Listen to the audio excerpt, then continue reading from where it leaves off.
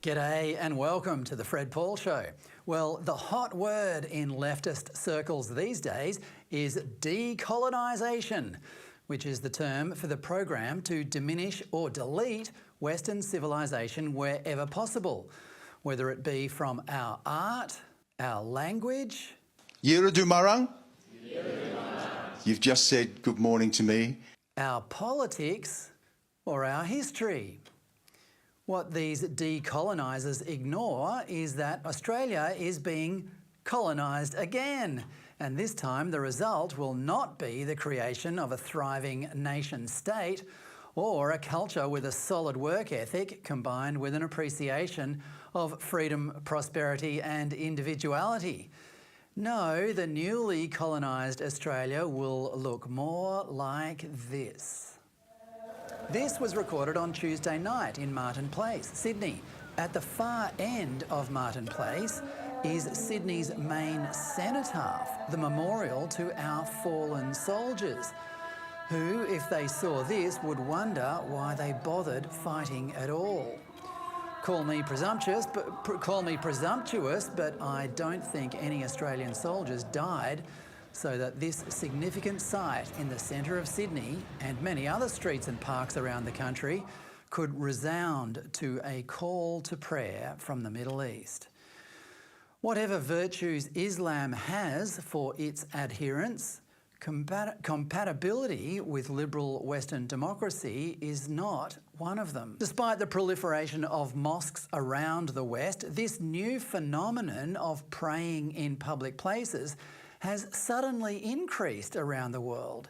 Here are some recent examples from Spain, Belgium, blocking the streets so the infidels can't get past, Napoli in Italy, Times Square in New York, and, of all places, Anfield Stadium in Liverpool.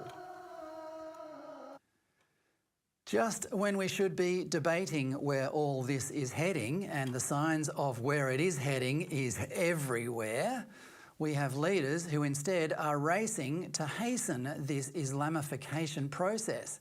2 days ago, Foreign Minister Penny Wong delivered a speech at the Australian National University that claimed, quote, "More than 33,000 Palestinians have been killed by the Israeli Defence Force, including many thousands of women and children." Well, the only source for that information is the Gaza Ministry of Health, which is notoriously unreliable. Data analyst Abraham Weiner published an analysis of the ministry's figures last month and concluded that, quote, "the numbers are not real. That much is obvious to anyone who understands how naturally occurring numbers work. The casualties are not overwhelmingly women and children, and the majority may be Hamas fighters."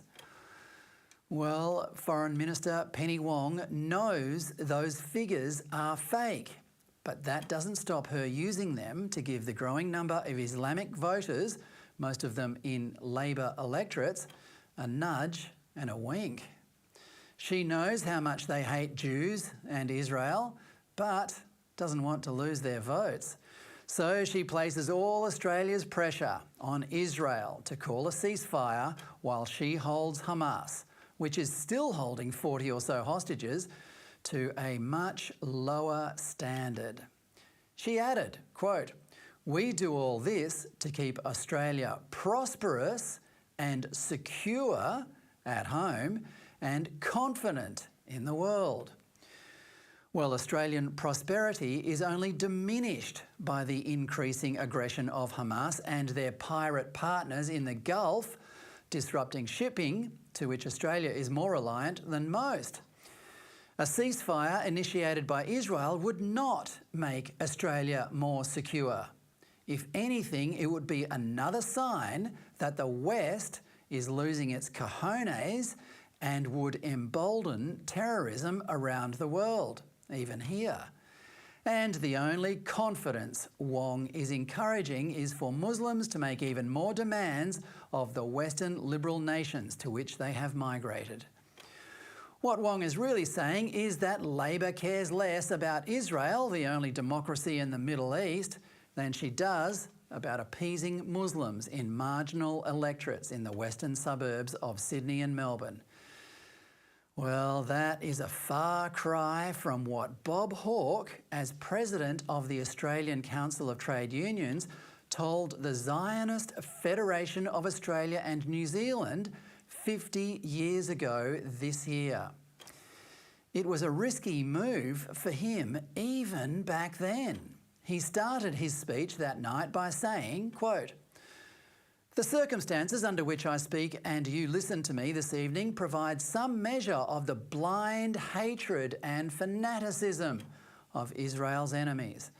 I have been advised amicably that it would be wiser not to be here this evening and say the things I intend to say. For obvious reasons of one's integrity, this advice has not been accepted. This is not personally pleasant, but the ramifications for our Australian way of life are even more important. As an individual Australian, I know that I am not an island, and I know that if we allow the bell to toll for Israel, it will have tolled for me, for us all." Hawke, of course, went on to become one of Australia's most loved prime ministers and never compromised his devotion to Israel as the only liberal democracy in the Middle East. If he were alive today, he would, like the soldiers honoured at the cenotaph in Martin Place, be wondering why he bothered. The irony is that while Australia extends the hand of friendship to Muslims from the Middle East, they reply by demanding spaces in which to pray and call for the genocide of Jews on our streets. They also generally, with a few exceptions, fail to integrate into our liberal culture. Jews never have and never will be as much of a hassle for the rest of us. But Wong and Albanese have seen this rising Islamic demographic as nothing more than electoral gold, which is why Wong is now calling for a two-state solution between Israel and Palestine. Well, not even Hamas believes in a two-state solution. It has stated it would prefer a perpetual war with Israel until it has wiped out the Jews from Israel. Suitably enough, Wong's policy is just as irrational and self-destructive.